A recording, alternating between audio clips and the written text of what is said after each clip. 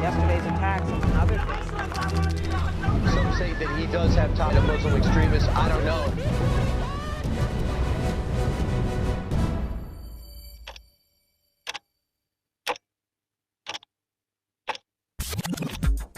The Eurozone bailouts, the migration crisis, the Brexit drama, and then the coronavirus pandemic. While the European Union was still suffering from the repercussions of the previous crises, the coronavirus outbreak was the last thing it wanted.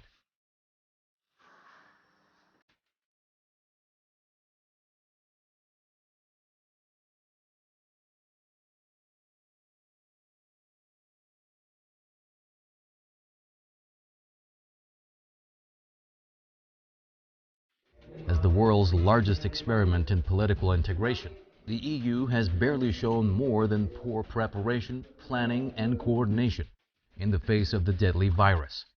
Experts have warned that coronavirus could be the last straw for the EU. We're working on all fronts against coronavirus. This is an emergency situation that requires extraordinary action. Our hospitals, doctors, and nurses need medical equipment, such as ventilators or testing kits, to treat patients and save lives. And they need equipment, masks, gloves, overalls, to protect themselves from contamination. We need a lot of this equipment. When coronavirus took the green continent rather off guard, each European government tried to safeguard its own population, healthcare system, and economy, failing to live up to the Union's ideals. The EU's open-border Schengen Agreement ground to a halt, an abrupt though temporary end to the free movement of people and goods.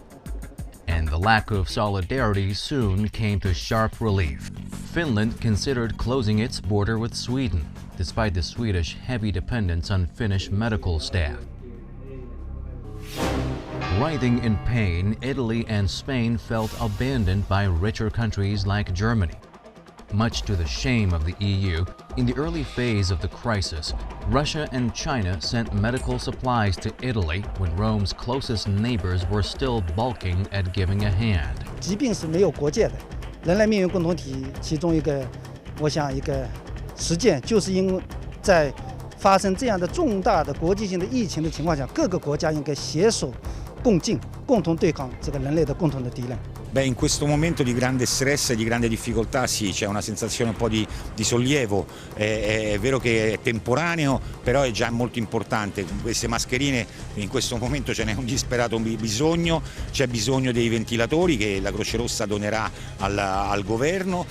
A mid-March poll found that 88% of Italians felt Europe was failing to support Italy, while 67% saw EU membership as a disadvantage. È mancata un po' l'Unione Europea, il supporto dell'Europa all'Italia? Tanto. È mancato, sì. Sì, sicuramente è mancata. Quando hanno bisogno Germania e Francia noi siamo sempre disponibili, quando è il contrario vediamo gli effetti. Anche dalla Cina, da Cuba, da diversi paesi non della Comunità Europea. According to Enrico Letta, a former Prime Minister of Italy, the communitarian spirit of Europe is weaker today than 10 years ago. If everyone took the strategy of Italy first, Belgium first, or Germany first, we will all sink altogether. The European Union was soon divided into two camps over how to deal with the economic fallout caused by the pandemic. On the one hand stood France, Italy, Spain, insisting on issuing joint Eurozone debt, so-called Corona bonds. S'il y a bien une chose dont la zone euro a besoin aujourd'hui, c'est de solidarité. C'est de comprendre que les 19 États membres de la zone euro sont liés les uns aux autres par une monnaie commune et par un destin économique commun. Donc nous devons tous nous sentir liés par ce qui arrive à tous les pays de la zone euro. Le chacun pour soi entraînera la disparition de la zone euro. La solidarité, qui peut se manifester par exemple par les Corona bonds ou les Eurobonds, renforcera la zone euro et renforcera l'une des plus grandes conquêtes politiques de l'Union européenne, c'est-à-dire la monnaie unique.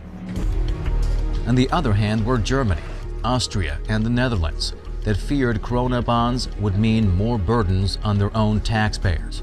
They insisted on the European Stability Mechanism for solving the problem, a bailout fund created after the 2008 financial crisis. The mechanism is notorious for its tough conditions attached, at least from the perspective of borrowing countries like Italy and Spain. Ganz klar, die Maßnahmen, die jetzt auf der Tagesordnung stehen, sind die ich eben genannt habe. Und ich glaube, es ist gut, dass wir nach der letzten Finanzkrise etwas aufgebaut haben, nämlich den europäischen Stabilitätsmechanismus, den es damals noch nicht gab. Der ist mit großer Sorgfalt rechtlich gebildet worden, der ist mit Geld ausgestattet worden und gut, dass wir ihn jetzt haben. The debate resembles that of the Greek crisis in the early 2000s, with the difference that this time thousands of lives are at stake. In other words, this time the European Union has to deal with the double whammy of economic plight and health crisis.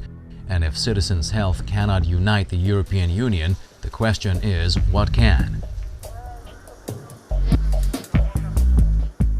According to Angela Talavera, the head of Europe at Oxford Economics, I was never a fan of the doomsayers who always predicted the end of the Eurozone, but this is the first time that I am starting to feel myself that there is a real danger. If the debate becomes Europe isn't helping while people are dying in droves, I really fear that is going to cause permanent damage to the European project. With the initial reluctance of northern European countries to take measures that could help the rest of the EU, populists like former Deputy Prime Minister Matteo Salvini in Italy have become further emboldened. Hoping to make political capital out of the crisis, Salvini tweeted, "We have to re-examine Europe, the EU, and Italy's role in it. It has not come to our aid at all." The recent crisis has laid bare the existence of Euroscepticism across the continent, not just in certain countries. In the words of political scientist Heather Grab, each crisis has reduced trust between member states of the EU and within the whole system, and this is a real problem. It's just worth remembering that Italy does not have a monopoly on Eurosceptic politicians. In Germany and the Netherlands, there are also Eurosceptics waiting to exploit the issue. Meanwhile, the coronavirus crisis has led to the erosion of the EU's democratic values in yet another way. Under a newly adopted emergency law, Hungarian Prime Minister Viktor Orbán is now allowed to rule indefinitely by decree, breaching the EU's founding values, namely democracy and the rule of law. Mindehhez az intézkedésekhez önök most és ön személyesen egy olyan felhatalmazást kér, egy olyan időkorlát nélküli felhatalmazás, amire egész Európában nincsen példa. De ezt a válságot önök nélkül is meg fogjuk oldani. Ha most nem szavazzák meg, akkor is meg fogjuk oldani. Minél inkább lassítani tudjuk a terjedést, a baj, amiben leszünk, az egyre hosszabb lesz. És az nem 3 hónap lesz, kedves barátaim. Tehát mindenkit arra szeretnék kérni, hogy nekem ne adjon, és a kormánynak se adjon fölhatalmazást 3 hónapra. Ezzel a munkával megbíztak, veszélyhelyzetben vagyunk, fogadják el ezt a törvényt, és utána, ha a törvényt elfogadták, bármelyik nap visszavehetik a kormánytól azokat a jogokat, amelyeket egyébként a válság kezelése érdekében gyakorlunk. Vissza akarjuk adni önöknek. The EU's response has been half-hearted at best. Expressing her concern, European Commission Chief Ursula von der Leyen has pointed out that coronavirus legislation should be temporary, without condemning Orbán's totalitarian move.